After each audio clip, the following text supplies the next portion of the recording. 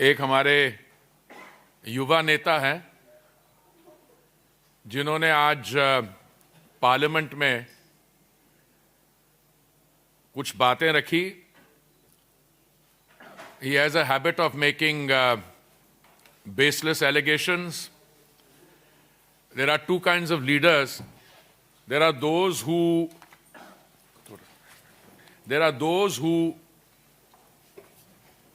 assume responsibility in the political system and then dedicate their lives to Samaj Seva, transforming the country. Those leaders who have devoted their lives and ensured that during their lifetime the country is able to move from the 10th largest economy to the 3rd largest economy. We are the 4th now. Soon we'll be the 3rd largest. And then there are other leaders who occasionally come to the country. Sometimes they're traveling abroad. And when they come to parliament, as one of my colleagues said, पहले तो ये parliament से बाहर हो जाते थे. अगर कोई सब्सटेंटिव रिप्लाई दे रहा तो उसको सुनने नहीं आते थे. Used to walk out. और आज अपनी स्पीच देने के बाद चले गए.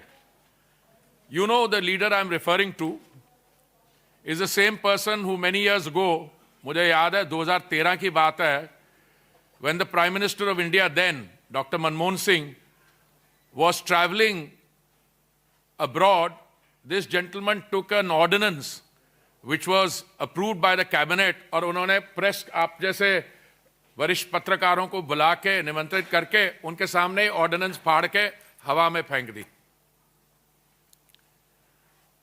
This is the same युवा leader who a few months ago said that one particular Brazilian model has name had appeared and that she had voted several times. बहुत लोग people were very interested ये कौन सी Brazilian model है जो इतनी बार vote कर गई. वो पता लगा ब्राजीलियन तो है, मॉडल है, पर किसी ने उनको गलत इंफॉर्मेशन युवा नेता को दे दी थी और युवा नेता ने जो उनको इंफॉर्मेशन दी वो जाके उन्होंने जनता के सामने रख दी, only to cut a sorry figure later.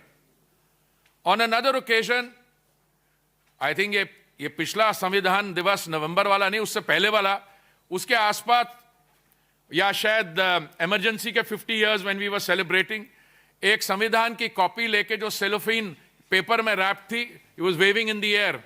तो उनके सारे कार्डर भी they were waving that copy of the constitution in the air. और किसी ने बाद में सेलोफेन कवरिंग निकाली और कहा कि देख तो लो ये कौन सी कॉन्स्टिट्यूशन की बात कर रहे हो. This is the one which has in its preface, it has, I think, the 6th or 7th edition, जिसमें इमरजेंसी जो इंपोज हुई थी जून 75, उसकी धज्जियां उड़ाई गई थी और कहा गया था this is the only instance in the history of India, in the history of the Indian constitution when civil liberties were curtailed. तो ये वो उस किस्म के नेता हैं. अभी पीछे he said India is a dead economy. अरे मेरे भाई, किसी शब्द का इस्तेमाल करने से पहले अगर डिक्शनरी मीनिंग नहीं तो कॉमन सेंस मीनिंग ले लो.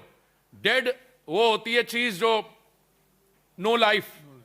Here is an economy which grew last quarter at 8.2%, उसके पहले एट 7.8%. क्योंकि बाहर में किसी ने बोला था डेड इकोनॉमी, तो नेताजी ने उसकी बात करके.